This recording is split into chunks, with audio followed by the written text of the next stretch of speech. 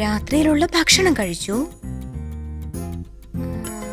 പിന്നെ ഹാഫ് സാരി മാറ്റി night dress ഇട്ടു. പിന്നെ വേറെന്തൊക്കെയാ ചെയ്തേ? എന്റെ ക്യാരക്ടർ എനിക്ക് തന്നെ മനസ്സിലാവുന്നില്ല. പിന്നെ അവനെങ്ങനെ മനസ്സിലായി? Hello hello Sanju. ഹായ്.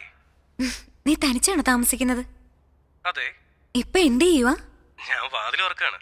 എവിടെ? നിന്റെ വീടിന്റെ. ഹായ്.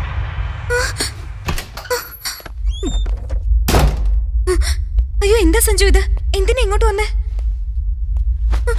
എന്തിനാ ഷർട്ടൊക്കെ അഴിക്കുന്നേ? എന്തിനാ എന്നെ ഇങ്ങനെ നോക്കുന്നേ? സഞ്ജു, ഞങ്ങളുടെ ആളാ? ബ്രാഹ്മിൻസാ? ബാപ്പനീസ്. ബാപ്പനീസ് എന്ന് വെച്ചാ എന്താ? ജാപ്പനീസാ?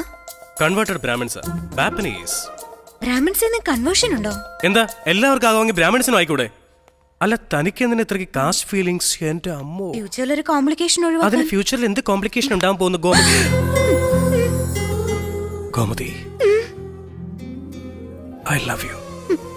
പ്ലീസ് സഞ്ജു, എന്നെ ഒന്നും ചെയ്യരുത്. ഞാൻ എന്താ പറഞ്ഞത്? നീ എന്താ പറയുന്നത്? ഞാൻ ഐ ലവ് യു എന്നാ പറഞ്ഞത്.